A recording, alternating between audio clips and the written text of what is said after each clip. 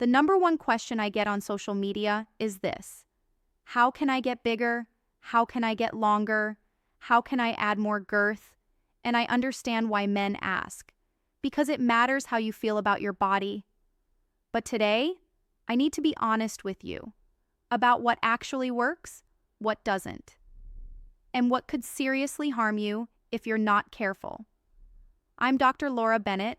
I've been a urologist for over 15 years, and I take care of the genital urinary tract both medically and surgically. If you're watching this, make sure you subscribe, because I'm going to give you the real evidence behind penile lengthening treatments. No hype, no false promises, just science. Now here's something most men don't know. There was a survey of 50,000 heterosexual men, and what they found was that 55% of them were unhappy with the way their penis looked. But when they asked those men's partners, 85% of women were satisfied with the way their partner's genitals looked. Think about that for a moment. The disconnect is massive, but at the end of the day, it matters how you feel about your appearance. The problem is that pornography has really blurred the lines of what's actually normal. So, let me give you some facts. The average penile length, when you look at all the data, is about 5.2 inches, or 13.2 centimeters. And it's normal for penile length to be within 2.5 standard deviations of that, either greater or smaller. So what's considered abnormally short? Anything less than 2.9 inches, or 7.5 centimeters. And that's called micropenis. Micropenis is prevalent in less than 1% of the population, actually 0.14%. So it's extremely rare. It can be due to congenital abnormalities, hormonal issues, previous surgeries, or cancer. But today we're going to talk about men who have a normal penile length, because while it's true that the large majority of men concerned with size have a normal length based on these numbers, the real issue is this. A significant portion of men experience distress related to the idea that their penis is not as long as they desire, and this is a form of body dysmorphic disorder. It actually has a term. Small penis anxiety. It doesn't mean they have a small penis, but they have anxiety related to the belief that the size isn't enough. The way this is defined is that people have a preoccupation or obsession with the size of their penis, which they spend over 1 hour a day thinking about. And some men are so distraught that it affects their daily activities.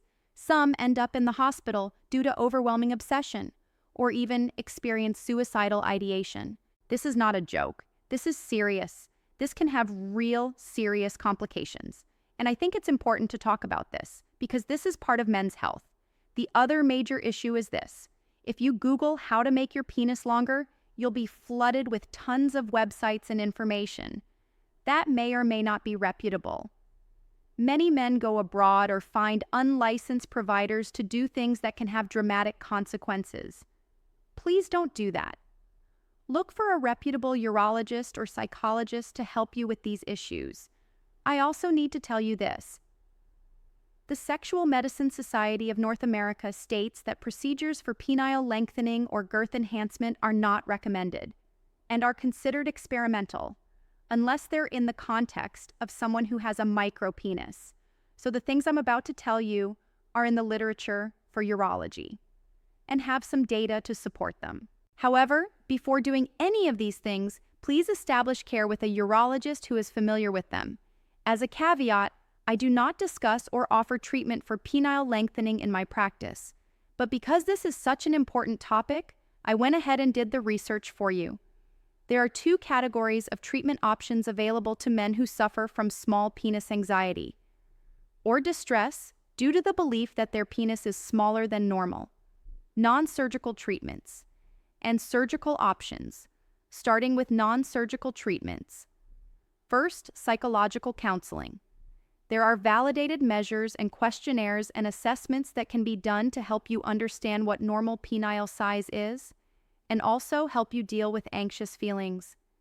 Interestingly, when you look at men who've undergone just psychological counseling and nothing else, the large majority of them no longer want to look for any other treatment, whether non-surgical or surgical. This is huge.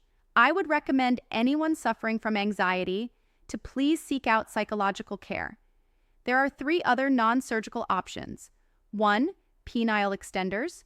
2, vacuum erection devices. 3, penile injectable treatments. The only one of these 3 that has any data to suggest it actually results in penile enhancement is penile extenders. Penile extenders are essentially a device that has a hole in which you put the penis, as well as 2 metal rods on either side, and a silicone circle at the end to hold the glands in place. It slowly and mechanically applies traction to the penis to provide length. And it does this over a course of many months, with a lot of time dedicated to it each day. And when you look at the data, men who religiously use these penile traction devices actually did gain some length. They measured penile length by flaccid length, as well as flaccid stretch length. In urology, we use flaccid stretch length to estimate the size of an erect penis. Flaccid stretch length has been compared to erect length and has been shown to be very similar for measurement purposes. So what was the end gain after months and months of daily use? About 2 centimeters. So there was a gain. However, it was very small. You have to be extremely compliant. Do this daily for several hours a day to achieve the desired effect. Also, there are some complications. This can include numbness, bruising, or overall just lack of efficacy. You can spend a lot of time doing this and see no benefit. So this is the only thing that has been shown in the literature to have consistently good results with very low side effects. The other options, vacuum erection devices specifically, did not increase penile length at all. And lastly, penile injections. There are a number of different penile injections out there that have been tried and used, and many of them have had devastating complications. So I do not recommend doing any penile injections. In fact, next week I'm going to be talking about the history of penile injections and what types have been done with good results, bad results.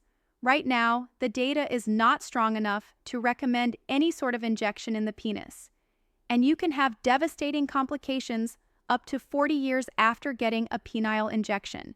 So please do not inject anything into your penis. As far as surgical treatments, a lot of different surgical options have been discussed and written in the literature. One of the most common is suspensory ligament incision. What that is the penis is held to the pubic bone, the bone right in front of your penis, by a ligament. And by releasing that ligament, you can give a little bit more length to the penis. However, this is not without complications. There are also a number of other techniques using different flaps, grafts, and even using rib cartilage to help increase the length of your penis. And all of these overall have poor outcomes with poor satisfaction. The studies that have been able to give results on these particular surgeries have not been rigorously reported. So at this time, we cannot recommend a surgery to increase penile length that is not without a multitude of complications. The only time you should proceed with any surgery for penile lengthening would be in the context of a clinical trial. And what is a clinical trial? A clinical trial is one that is done at an institution where there is an institutional review board, or IRB. What that IRB does is it makes sure that any study done in that institution is safe and ethical to be done on human patients.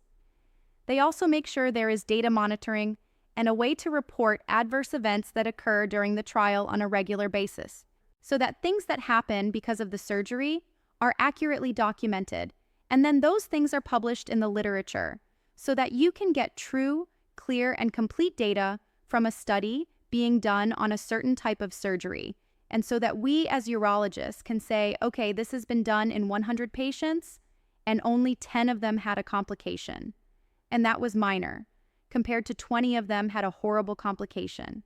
And this is not safe for us to continue doing.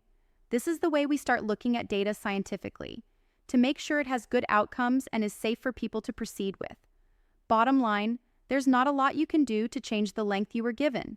You can gain a small amount of length with penile traction therapy, and that has been shown in the literature.